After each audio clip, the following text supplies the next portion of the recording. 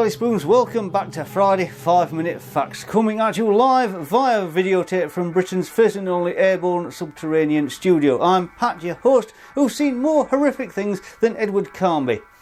Mainly this place's electricity bill. And I'm Keith, making the tea as usual. Did you know that in Victorian Britain, used tea leaves were sometimes dried and resold by unscrupulous vendors?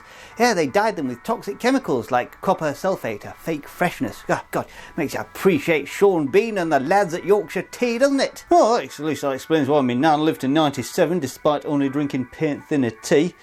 Bloody good job I never took her up on the offer of a biscuit. Anyway, stick to best. I say. Anyway, today we are diving into the MS-DOS classic Alone in the Dark and its sequels, 3 games that made millions of people afraid of their own shadows.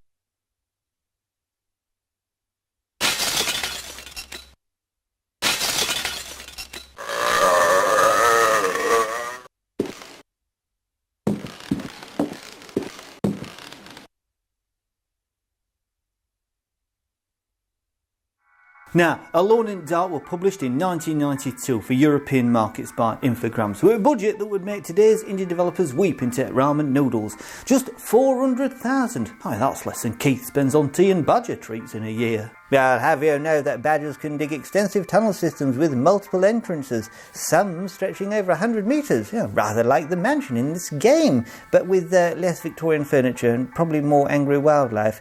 Now, the backgrounds in the game were all rendered in 3D via multiple camera angles and then converted into 2D.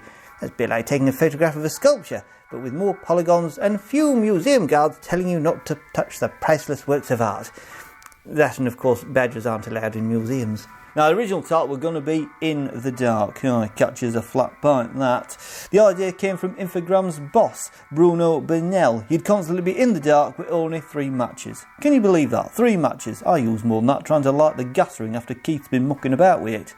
Now, here's where things get interesting. Project leader Frederick Reynal met artist Uriel Barros during development, and they got married soon after. And nothing says romance like debugging 3D collision detection together.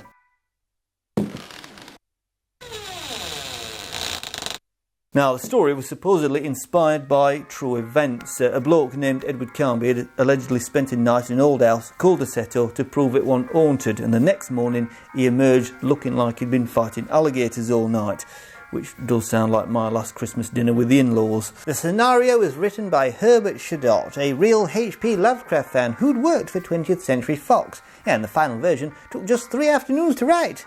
Howsham, though, thought it was unfaithful to Lovecraft's work and refused to validate it. Lost out on royalties, they did, like turning down the Beatles because they weren't folky enough. Now, Alone in the Dark was second best-selling MS-DOS game of March 1993, and by January of 2000 it had sold 2.5 million copies, which ain't bad for a game where you spend most of your time trying to work out which end rifle is which.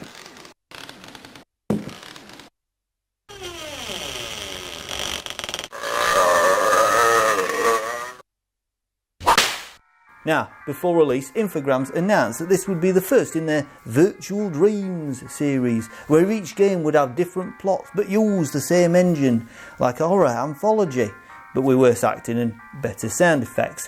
They quietly dropped this idea, though, faster than a haunted piano. Yeah, the Christmas CD re-release came with all the patches and a little game called Jack in the Dark. Rather thoughtful, really. Nothing says Happy Christmas like supernatural terror in convenient disc format. Now, Alone in the Dark appears in the book 1001 Video Games You Must Play Before You Die by Tony Mott, the fantastic editor of Edge magazine.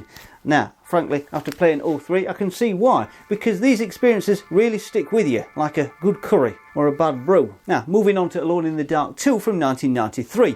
This one caused quite a stir in UK. Detective Chief Superintendent Mark Burtis called for it to be banned from sale to children, saying it was sick and it could damage their progress. The Sheffield Star even ran a headline, "Ban kids from this computer sickness." By today's standards, it's practically a Sunday school picnic. Seen more violence in a nature documentary about badgers.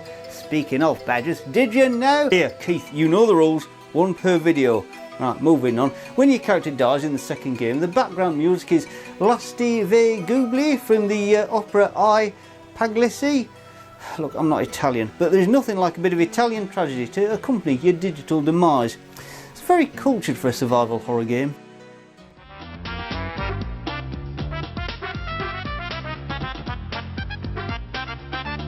A dark, sprawling manor house filled with a horde of strange and mysterious characters. An innocent child and an evil, one-eyed pirate freshly... Now here's a proper headache. You know that game has a timing routine that doesn't work on processors faster than a Pentium 2. You literally can't finish it on a modern computer without slowing the thing down. It's a bit like driving a vintage car on the M25. I mean, technically possible, but you'll be annoying everyone behind you. Yeah, technology moving too fast for its own good. Yeah, it's rather like when they changed teabag strings from cotton to nylon. Progress isn't always better. Now, third game, Alone in Dark 3 from 1994. Edward Carnby is still listening to his radio after his landlord has cut the power. And it turns out though that crystal radios with cat whisker detectors could work without mains power, so it proves that someone did their homework there.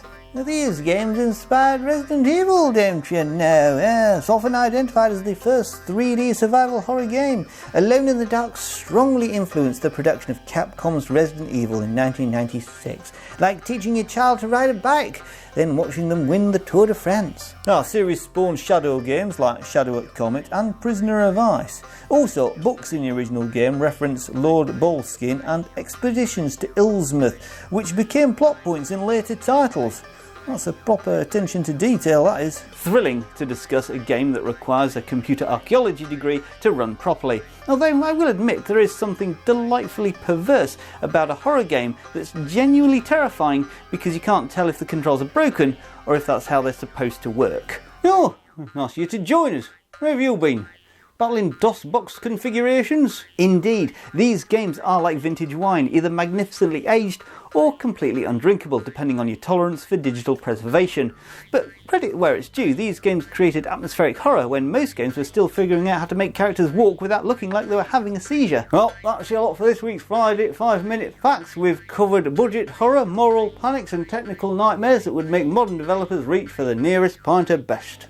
Don't forget to like this video if you enjoy our little chats about the classics. Do share it with anyone who remembers when polygon count was a genuine selling point rather than something we took for granted. And of course subscribe for more facts about games that probably won't work on your current machine without significant technical intervention. Until next time, this is Pat, Keith and our lad from here at the Orbital Broadcast Bunker. We're off now to the Dog and Duck, so we'll remind you that some doors are better left unopened, especially if they lead to Desetto Manor. Cheers, jelly spoons!